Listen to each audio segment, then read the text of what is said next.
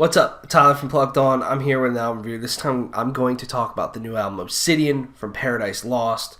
This is their 16th album and follow-up to 2017's Medusa. If you don't know Paradise Lost, they've been around since 1990 was their debut, and they've been all over the place. I mean, they've done a lot of doom metal. They've been death metal. They've been more of a gothic rock sort of sound, and I just always think that this band's just interesting to me. And the past few albums they've done have been amazing. 2015's A Plague Within, they decided, fuck it, we're going to go back to a doom sound. Very heavy, very crusty sounding, and it worked really well. I really liked that album. Medusa was also great.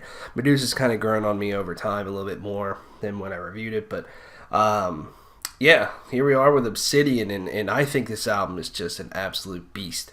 And just about every track really has something that I think is either beautiful or that guitar riff is just so good, or the vocals have such a great hook to them. It's just the whole package really comes together on this album, and it's just from start to finish. It's definitely one of my favorite albums of the year so far, and yeah, let's get into it. But so to start off with Darker Thoughts as an opening track. What an incredible song. What an incredible way to open this album, too. I love the way this song starts, the softness of it. Nick Holmes on vocals is just amazing.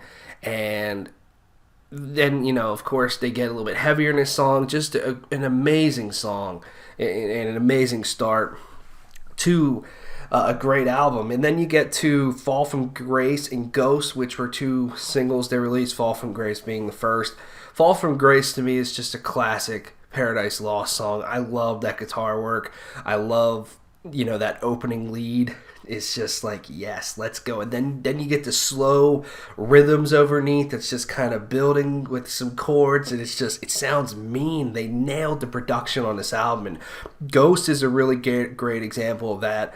Hope Dies Young, Raven Gast, Serenity, some of the later tracks are an amazing example of how the production, it just, to me, is perfect on this album. They have the crunchiness of the guitars, the leads really pop out, but then there's so many other little things going on that's just amazing. Like the way, specifically like Hope Dies Young is produced, unbelievable. That during that chorus, Nick Holmes just sounds so haunting, and then you got that little vocal track in the background mixed with the guitar. It just sounds so amazing, and you kind of sit back and go, wow, it really hits you. Some of these songs, at least it did to me, and there's just so many amazing parts to this album, and one thing, A Plague Within especially didn't really have a lot of clean vocals on it, which Paradise Lost have had for a little while, and I've always I like it either way. I think Nick Holmes sounds great when he's growling in your face. I think his voice is really great, really unique, really fitting for the Paradise Lost vibes, and Medusa introduced a little bit more, and here there's a lot more clean vocals, and I feel like it's just used so well, and it fits the atmosphere a lot. It's not like the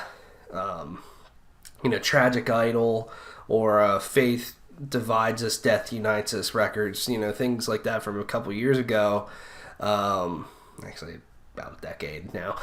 But where it was mostly clean vocals, they do a really good mix of it, where there's sections here and there's sections there that just pop really well, and Take Hope Dies Young or Forsaken is another chorus. It's just amazing. You have that drum beat just driving that entire song, and we're all forsaken. It just sounds so good.